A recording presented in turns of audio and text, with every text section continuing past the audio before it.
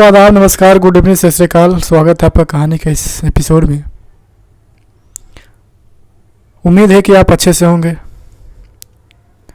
आज हफ्ता का पहला दिन, सोमवार। आज की जो कहानी है वो एक ऐसे किडनैपर की है जो खुद जब किडनैप करता है तो किडनैप करता नहीं है, उसको खुद किडनैप करने के लिए उसको मनाता है कि आप किडनैप हो जाओ और इसमें से जो भी पैसे मिलेंगे वो आप भी ले लेना। तो पहले तो इसकी पूरी प्लानिंग होती है और प्लानिंग होने के बाद फिर जाते हैं, जिसको किडनैप करना होता है उसको बुलाते हैं। हालांकि ये सब जान पहचान के होते हैं। बुलाते हैं उसको कि तुम किडनैप हो जाओ और इसमें से जो भी फिरौती मिलेगी उसमें से आधा तुम्हारा होगा और आधा हमारा होगा। फिर क्या होता है कि वो मान जाता है और वो किडनैप हो जाता है और इसी पैसे की लालच में आकर उनकी जान चली जाती है। तो आज की जो कहानी स्टार्ट होती है वो मुल्तानगढ़ से होती है। मुल्तानगढ़ में गट्टा फैमिली की बहुत बड़ी फैमिली है। वहाँ गट्टा परिवार के बहुत सारे लोग रहते हैं। तो कुछ उसमें रईस है, कुछ पैसे वाले, कुछ गरीब है, सब अपनी अपनी ज़िंदगी वैसे काट रहे हैं। तो गट्टा परिवार में एक आदमी रहता है। उस आदमी का नाम होता है सुजीत गट्टा, जो कि काफ़ी पैसे वाला होता है। उसके पास काफ़ी ज़मीन थी और उसका एक ही लड़का था जिसका नाम था आलोक। करीब उसकी उम्र थी 25 साल। 25 साल का लड़का और वो बीए कर रहा था।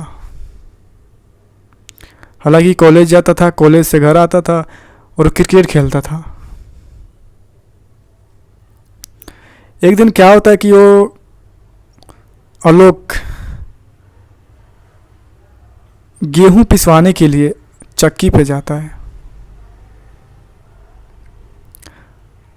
और जाता है और चक्की वाले से बोलता है कि भैया हमारा जो गेहूं है जल्दी पीस दो, हमें बहुत ज़रूरी काम है। तो चक्की वाला बोलता है कि देखो, जो पहले आया है पहले मैं उसी को पीसूँगा, उसके बाद तुम्हारा पीसूँगा। तो बोलता है कि नहीं भैया, बहुत ज़रूरी है, अभी हमारा जो गेहूं है इसको पीस दो, मैं अभी आके 10 मिनट में लेके जाऊँगा। और इतना बोल के वो आलोक जो अपनी साइकिल लेके निकल देता है। चला जाता, करीब 2 घंटे हो जाते हैं। 2 घंटे के बाद ये चक्की वाला जो है आटा पीस कर, गेहूँ पीस कर रखा रहता है और उसका इंतज़ार करता है कि कब आएगा। लेकिन 2 घंटे बाद वो नहीं आता है। 2 घंटे बीत जाते हैं फिर भी नहीं आता है। सोचता है चक्की वाला कि वो शरारती लड़का है, कहीं गया होगा या अपने दोस्तों के पास चला होगा, भूल गया होगा। लेकिन कुछ देर के बाद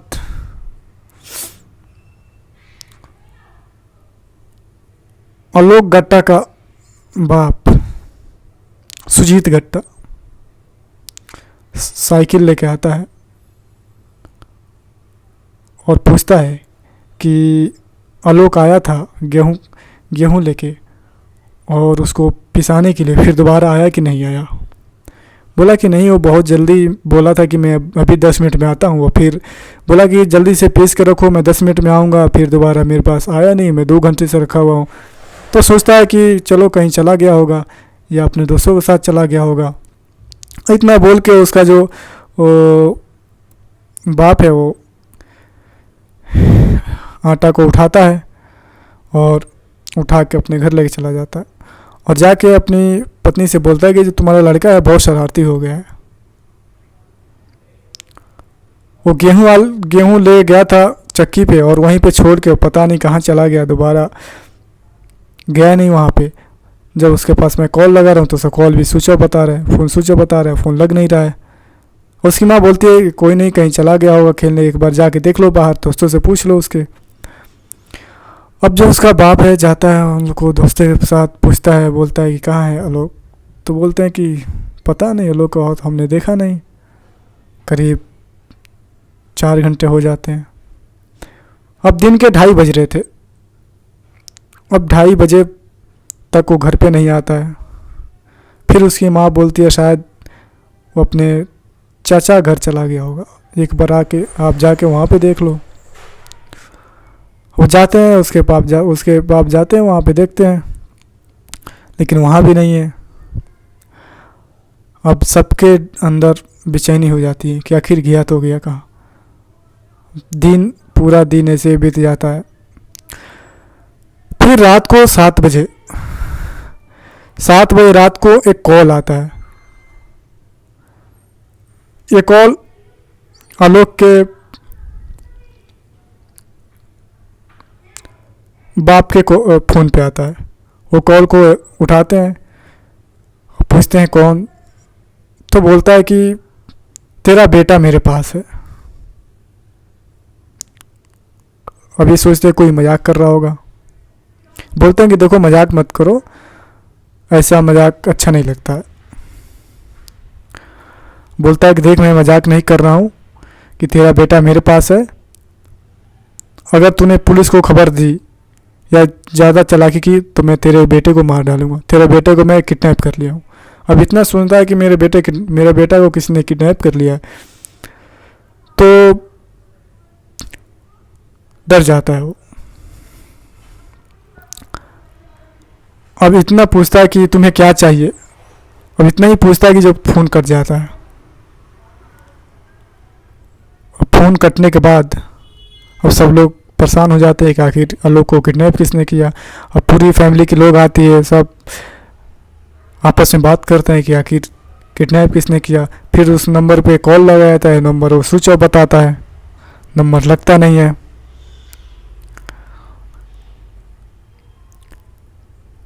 फिर 1 दिन बीत जाता है, 2 दिन बीतता है, फिर 3 दिन बीत जाता है, 4 दिन, 5 दिन, 5 दिन बीत जाता है। तो जो घर के लोग होते हैं बोलते हैं कि देखो ये मामला बहुत गंभीर हो गया है, इसको हम पुलिस को इन्फॉर्म कर देते हैं। फिर जाते हैं पुलिस के पास, रिपोर्ट लिखवाते हैं। पुलिस आती है, छानबीन करती है, उस नंबर को छानबीन करती है, नंबर को कॉल ट्रेस निकालती है कि नंबर है कहाँ का।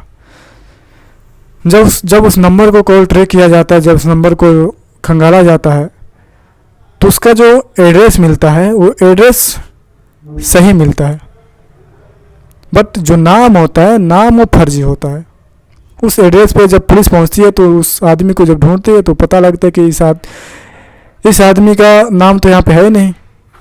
इस नाम का आदमी तो यहाँ पे है ही नहीं, पूरे गांव में उस आदमी का नाम नहीं है। अब पुलिस हैरान। अब दोबारा कॉल आता नहीं है किडनैपर को। करीब ऐसे 15 दिन बीत जाते हैं और 15 दिन के बाद फिर कॉल आता है। अब की बार जो कॉल आता है वो आलोक की माँ के फ़ोन पे आता है। जब आलोक की माँ के फ़ोन पे आता है, कॉल उठाते हैं, फिर बोलते हैं, फिर किडनैपर बोलता है कि हमने तुम्हें कहा था कि पुलिस को ये बात मत बताना, और तू जाके ये बात पुलिस को बता दिया। तो बोलता है कि तुम्हें क्या चाहिए बताओ। तो बोलता है कि हमें 50 लाख रुपया चाहिए। अगर अपने बेटे की ज़िंदगी चाहते हो तो 50 लाख रुपया लेकर जहां मैं बताऊंगा वहां पे चुपचाप आ जाना। ये मान जाता है, बोलता है ठीक है मैं 50 लाख दे दूंगा। अब इतना बोल के वो फिरौती वाला जो किडनैपर है वो कॉल काट देता है। अब ये जो 50 लाख है जाते हैं बैंक से लेके आते हैं और अपने पास रख लेते हैं।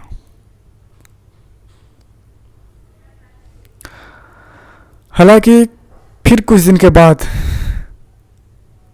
कॉल आता है कि जो पैसा है वो कहाँ लेके आना है।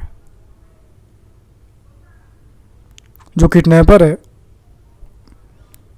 वो जगह बताता है कि पास में एक बत्ती बाज़ार है, उस बत्ती बाज़ार में आप पैसे लेके आना और साथ में कोई नहीं आना चाहिए, अकेला आना। और मेरा आदमी जाएगा, वो पैसे लेके आएगा, जैसे पैसे लेके आएगा और मैं आके घर पे पैसा को काउंट करूँगा और काउंट करने के बाद अगर पैसा सही होगा तो तुम्हारा बेटे को मैं रात को छोड़ दूँगा। वो मान जाता है, पैसे लेके आता है। जब पैसे लेके आते तो पुलिस बोलती है कि नहीं तुम अकेले नहीं जाओगे, हम भी तुम्हारे साथ में चलेंगे। तो बोलता नहीं कि तुम साथ में मत जाओ, कि आप लोग साथ में जाओगे तो फिर वो जो किडनैपर है वो जान जाएगा, फिर सामने नहीं जाएगा वो। तो बोलता है कि नहीं तुम पैसे लेके जाओ कि हम लोग सिविल ड्रेस में रहेंगे और जैसे कोई आएगा हम उसको गिरफ्तार कर लेंगे। अब मान जाते हैं, सुजीत गट्टा मान जाते हैं, जाते हैं वो। अब जो कि सुजीत गट्टा जो पैसे लेके जाते हैं बत्ती बाज़ार में, बीच बाज़ार में खड़े हो जाते हैं। जो पुलिस वाले हैं आसपास सिविल ड्रेस में दुकान पे जाके खड़े हो जाते हैं और देखने लगते हैं कि कौन आता है और कौन नहीं आता है। लेकिन 1 घंटा 2 घंटा 3 घंटा करीब 4 घंटे बीत जाते हैं। 4 घंटे बीतने के बाद ना ही वो किडनैपर आता है और ना ही उसका कॉल आता है। फिर रात हो जाती है, फिर ये अपने घर चले जाते हैं। जब घर आते हैं तो फिर कॉल आता है इनके फ़ोन पे, और कॉल आता है, बोलता है क्या उस पर कि हमने तुम्हें कहा था कि पुलिस को मत लेके आना और तूने फिर पुलिस को लेके आ गया। तो बोलता है कि नहीं हमारे पास पुलिस नहीं थी। तो बोलता है कि तू क्या समझता है कि हम जानते नहीं हैं, जो तेरे आसपास थे वो सब पुलिस वाले नहीं थे, जो दुकान पे खड़े थे सब वो क्या थे, पुलिस वाले नहीं थे।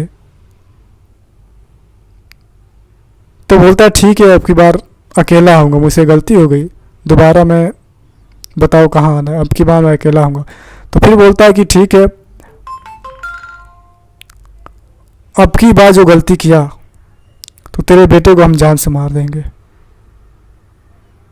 वो डर जाता है। फिर तीसरी बार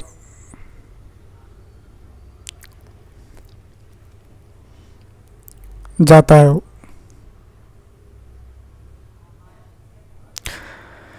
अब की बार जो जाता है तो पैसे लेके सेम बैग वहीं पे ला के खड़ा होता है। जो अब की बार जो पुलिस वाले जाते हैं वो पुलिस वाले पुराने वाले नहीं होते हैं, कोई नया ऑफिसर आता है, नया ऑफिसर कोई आता है और फिर वो जाते हैं सब और मिल के जाते हैं कि हम लोग पुराने वाले हैं, सब अगर जानते होंगे किडनैपर तो हमें पहचान लेंगे, इसलिए कोई नया ऑफिसर को भेजा जाता है। तो वहाँ पे जाते हैं, फिर खड़े हो जाते हैं आसपास में, देखते हैं कि कोई नहीं है। फिर बीच बाज़ार के पास, जब बीच बाज़ार में जाके सुजीत गट्टा खड़े हो जाते हैं। फिर 2 घंटा 3 घंटा फिर बीत जाता है, ना ही किडनैपर आता है ना ही उसका फ़ोन आता है। फिर रात होती है, फिर अपने घर चले जाते हैं। लेकिन उस दिन कॉल नहीं आता है। जब कॉल नहीं आता है तो ये परेशान हो जाते हैं, क्या कि उन लोगों ने मेरे बेटे को तो नहीं मार दिया। और पुलिस जो है पूछताछ करती है कि बताओ तुम्हारे से किसी की दुश्मनी थी कि नहीं। ये बोलते हैं कि नहीं मेरे से तो कोई दुश्मनी नहीं थी। और पुलिस जानती है कि जो भी किडनैप किया है तुम्हारे घर का ही होगा, तुम्हारे पड़ोस का ही होगा, क्योंकि जो किडनैप किया है वो हमारे बारे में सब जानता है, तुम्हें जानता है, तुम्हारी पत्नी को भी जानता है, उस तुम्हारी पत्नी का फ़ोन नंबर उसके पास है। वो तुम्हारे ही बरादरी का कोई किडनैपर है।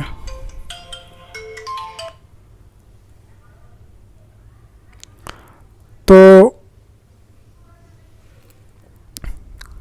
पुलिस ये सब पूछताछ करने के बाद फिर चली जाती है। फिर 2 दिन के बाद फिर कॉल आता है। अब की बार जो कॉल आता है उसमें सीधा वार्निंग दी जाती है कि अब की बार तूने गलती किया तो सच में तेरे बेटे को मार देंगे और फिर दोबारा हम कॉल नहीं करेंगे। हालांकि जितना नंबर आता था वो नंबर बदल बदल के आता था। पुलिस उस नंबर को ट्रैक करती थी, लेकिन फिर एड्रेस सही और नाम गलत। पुलिस उस एड्रेस पे पहुंचती थी, लेकिन उस नाम का आदमी उस एड्रेस पे क्या उस पूरे गांव में नहीं मिलता था। कोई फायदा नहीं होता था।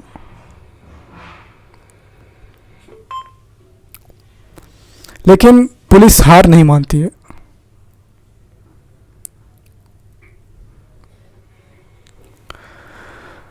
पुलिस छानबीन अपनी जारी रखती है, एक एक सुराग देखती है, एक एक सबूत जुटाती है। तो जब छानबीन होती है तो एक केस ओपन होता है करीब 1 साल पहले। 1 साल पहले की एक केस खुलता है। सेम यही कहानी, सेम ऐसे ही किडनैपर का फ़ोन आता है, उसे फिरौती मांगी जाती है करीब 70 लाख की। और फिरौती मांगने के बाद जब वो आदमी जाते हैं पैसे लेके, तो ना ही फिरौती वाला आता है और ना ही कॉल आता है। और 1 साल बीत जाता है और फिर वो केस को क्लोज कर दिया जाता है। जब उस केस से और इस केस को जब मैच किया जाता है तो सेम दोनों गट्टा फैमिली के लोग, दोनों गट्टा बिरादरी के लोग और दोनों की सेम कहानी। तो पुलिस समझ जाती है कि ये जो प्लानिंग है ये कम से कम 1 महीना पहले ये प्लानिंग की गई थी किडनैपिंग की। लेकिन पुलिस कितना भी छानबीन करती है, छानबीन करने के बावजूद कोई हाथ नहीं आता है। तो जो पुलिस है फिर दूसरे एंगल से ढूंढना स्टार्ट करती है। पुलिस सोचती है कि आखिर एक केस में 70 लाख की फिरौती मांगी गई और इस केस में 50 लाख की फिरौती मांगी गई, और दोनों को फिरौती मांगने वाला जो किडनैपर है वो ये जो गट्टा बिरादरी के लोग हैं इन सबको जानता है। मतलब कि जो किडनैपर है इन्हीं की बिरादरी का वो किडनैपर है वो। अब पुलिस ये सोचती है कि अब इतना पैसा आखिर वो करेगा क्या। जो किडनैपर है या तो उसको बहुत पैसे की ज़रूरत होगी इसलिए इतना पैसा मांगा है वो, तो उसको शुरू से वो बहुत गंभीर तरीके से छानबीन करती है। पुलिस पता लगाती है कि पूछो कि इन गट्टा बिरादरी में क्या किसी ने पहले कभी लोन लिया था क्या। हालांकि ये जब पुलिस जानती है कि इससे हमें कोई फ़ायदा नहीं होगा, लेकिन एक बार अंधेरे में तीर चला के देखती है कि इसे होता क्या है, तो पता लगता है कि हाँ गट्टा बिरादरी में 2 लोग लोन लिए थे। तो पता करते हैं कि लोन कहाँ से लिए थे। तो पता लगता है कि ये लोग बैंक से नहीं लिए थे। गांव में एक आदमी है, वो भी गट्टा बिरादरी के आता है और वो गट्टा बिरादरी वालों को लोन देता है। तो उससे जाके पूछते हैं कि तूने भाई लोन किसको किसको दिया है कभी इन 1 साल के अंदर। तो बताता है कि हमने लोन तो बहुत लोगों को दिया है, लेकिन हमने जो ज़्यादा जो लोन दिया है वो 2 लोगों को दिया है। एक सुजीत गट्टा के भाई को दिया है और एक सूबेदार जी को दिया है। तो पुलिस जाती है, सुजीत गट्टा के भाई से मिलती है, बोलती है तूने इतना लोन क्यों लिया था, करीब जो लोन था वो 15 लाख का था। तो बोलता है कि हमारा जो लोन है, हम अपने घर बनवाने के लिए लोन लिया था, काफ़ी पैसे लग रहे थे, हमारे पास पैसे कम पड़ गए थे, इसलिए हमने लोन लिया था। और इसकी देखती है तो जो ईएमआई जो होती है वो एक भी मिस नहीं होती है, ये टाइम टाइम से ईएमआई इसका जो है जाता रहता है। तो पूरी समझ जाती है कि इसका टाइम टाइम से ईएमआई गया है, तो ये इसके पास मतलब पैसा है, ये पैसे के लिए किसी को मार नहीं सकता या किसी को किडनैप नहीं कर सकता, तो इसको छोड़ देती है। फिर जो दूसरे जो सूबेदार होता है उसकी जब तलाशी ली जाती है तो पता ये चलता है कि हाँ, ये कम से कम 25 लाख रुपए ये लोन लिया था, और इसका जो ईएमआई है, ईएमआई टाइम टाइम से नहीं गई है, ईएमआई जब नहीं जाने पे इसका ब्याज ज़्यादा बढ़ गया है। तो जो सूबेदार है उसको तलाशती है, उसको बुलाती है। हालांकि ये जो सूबेदार है ये भी गट्टा बिरादरी के हैं, और ये भी उसी घर के पास ही रहते थे, और जो सूबेदार जी थे उनका गांव में बहुत इज्जत था। और ये जो सुजीत हैं, जो जब आलोक किडनैप हुआ था तो इसमें हमेशा साथ रहते थे, सुजीत के साथ रहते थे, और उनके साथ बताते थे कि ऐसा करना चाहिए, मतलब कि हर काम में उनके साथ रहते थे, और किसी को शक नहीं था कि ये आदमी ऐसा करेगा। तो सूबेदार गट्टा को जाके पुलिस गिरफ्तार करती है, उनको पूछताछ पे लेती है। तो पूछताछ करती है कि तूने 25 लाख रुपए क्यों लिए थे। तो बोलता है कि हमारा ये निजी मामला है, कि आप क्यों पूछ रहे हो।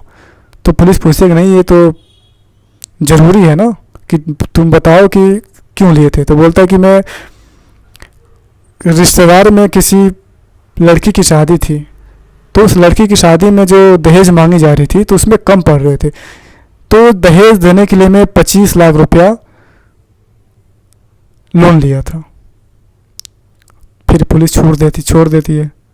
फिर पुलिस छानबीन करती है क्या ये बात सही है कि गलत है। जब पुलिस छानबीन करती है तो पता लगता है कि जो सूबेदार जी हैं उनके पड़ोस में पिछले 4 साल में किसी भी लड़की की शादी नहीं हुई,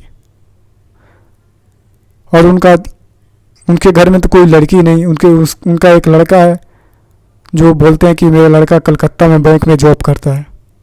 उनका एक जो साला है वो भी बैंक में जॉब करता है कलकत्ता में, और उनका जो भाई है, भाई का जो लड़का है वो भी कलकत्ता में बैंक में जॉब करता है। आज उनका जो भाई का साला है वो भी बैंक में कलकत्ता में जॉब करता है, मतलब ये चारों लड़के बैंक में जॉब करते हैं। पुलिस जब इतना छानबीन करती है कि सूबेदार जी जो झूठ बोले हैं कि हमने 25 लाख रुपया लड़की की दहेज के लिए लिया था, तो शक होता है इनके ऊपर। फिर पुलिस उनको जाती है, गिरफ्तार करती है, गिरफ्तार ले आकर पूछताछ करती है। पूछताछ जब करती है तो पहले तो ये बताते नहीं है, फिर जब बाद में बताते हैं कि हाँ ये जो किडनैप हुई है ये मैं जानता हूँ किडनैप के बारे में।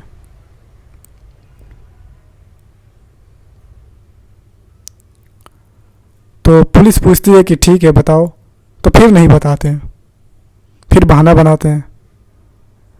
हालांकि पुलिस काफ़ी पूछताछ करती है, फिर बहाना बनाते हैं। जब तक एक पुलिस की दूसरी टीम ये पता लगाती है कि इनका जो लड़का है, लड़का कहाँ है। तो पुलिस आके पता लगाती है, उस सूबेदार के घर जाती है, उनकी पत्नी से पूछती है कि जो तुम्हारा लड़का है उनका फ़ोन नंबर दो। फ़ोन नंबर देती है, फ़ोन लगाती है। पुलिस जब फ़ोन लगाती है तो फ़ोन स्विच ऑफ बताता है। और जब दूसरी टीम आती है रिसर्च करके तो बोलती है कि इनका जो एक लड़का है वो बैंक में जॉब करता है, तो वहाँ फ़ोन लगाया जाए। जो कलकत्ता जब फ़ोन लगाया जाता है तो पता लगता है कि यहाँ पे कोई नहीं है, गट्टा बिरादरी का कोई है ही नहीं यहाँ पे, और ये भी झूठ। अब फिर सूबेदार जी को फोर्स किया जाता है, तो बताते हैं कि हाँ ये मैंने ही करवाया है। फिर पूछते हैं कि आलोक कहाँ है। तो बोलते हैं चलो मैं लेके चलता हूँ। तो मुल्तानगढ़ के गांव से कुछ दूर एक गांव था, बरनगंज।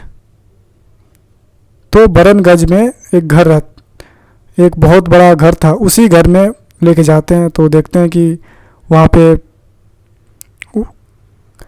सूबेदार का लड़का, उनके भाई का लड़का, सूबेदार का साला, उनके भाई का साला, ये चारों लोग हैं। पुलिस उनको गिरफ्तार करती है, पुलिस उनको लेके आती है, पूछताछ करती है। जब पुलिस पूछताछ करती है तो जो खुलासा होता है वो चौंका देने वाला खुलासा होता है। वो किडनैपर बताते हैं कि हमने उनको किडनैप नहीं किया था, हमने बोला था कि आप चलो मेरे साथ, एक प्लान है मेरे पास।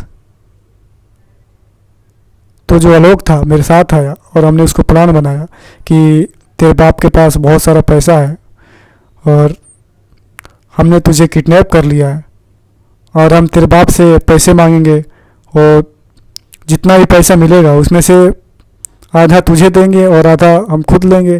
तेरे पास ही पैसा हो जाएगा, मेरे पास पैसा हो जाएगा। तो पहले जो आलोक था पहले वो मना कर दिया कि नहीं, सारा पैसा तो मेरा ही है। फिर बाद में हमने उसको ब्रेन वॉश किया। ब्रेन वॉश करने के बाद वो हाँ कर दिया और हमने उसको किडनैपर की तरह नहीं रखा। वो हंसता था, खेलता था, खाता था, मार्केट जाता था। तो फिर पूछती है पुलिस की आलोक है कहाँ? तो बोलता, तो चारों लड़के बोलते हैं कि हमने उसको मार दिया। फिर पुलिस पूछते क्यों मारा? तो बताते हैं कि वो जब 2 महीना बीत गया तो बोला कि कुछ नहीं हो रहा, पापा पैसे देने जा रहे हैं, तुम लोग पैसे ले नहीं रहे हो, इसलिए मैं यहाँ पे नहीं रह सकता, काफ़ी दिन हो गया मुझे, तो मैं जा रहा हूँ। तो जाने लगा था, इसलिए हमने उसे मार दिया। तो पुलिस पूछती है कि आखिर तुम लोगों ने इतना पैसा किस लिए मांगा था?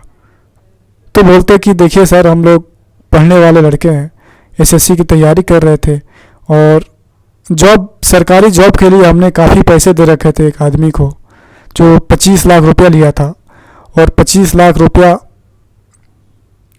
जब लिया था तो बोला था कि मैं तुम्हें सरकारी जॉब दिला दूंगा, लेकिन 25 लाख रुपया लेने के बाद वो भाग गया और दोबारा आया नहीं हो। तो जो मेरे जीजा जी हैं, जो सूबेदार जी, तो इनसे मैं बोला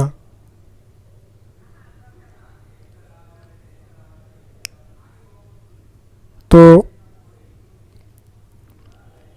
ये भी कर्ज ले रखे थे अपने लड़के के लिए और अपने लड़के की जॉब लगवाने के लिए। जब मैं इनसे बोला तो बोले कि मैं भी कर्ज ले रखा हूँ। तो ना ही मेरे पास पैसा था और ना ही इनके पास कर्ज चुकाने के लिए। तो हम लोग कर्ज चुकाने के लिए किडनैप किए थे।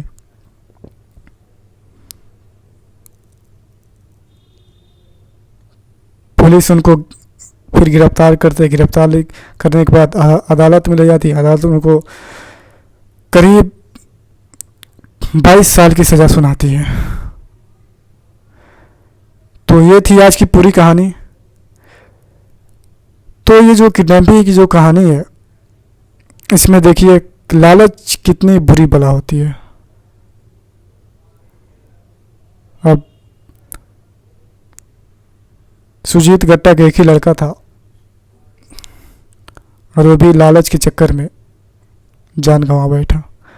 हालांकि सारा जो जायदाद था, ज़मीन थी, सारी उसी की होती, लेकिन थोड़े पैसे के लिए अपनी ज़िंदगी से हाथ धो बैठा। तो ऐसा करना गलत है, ऐसा नहीं करना चाहिए। तो ये थी आज की पूरी कहानी दोस्तों। अब मिलते हैं अगले एपिसोड में। जब तक के लिए ओके।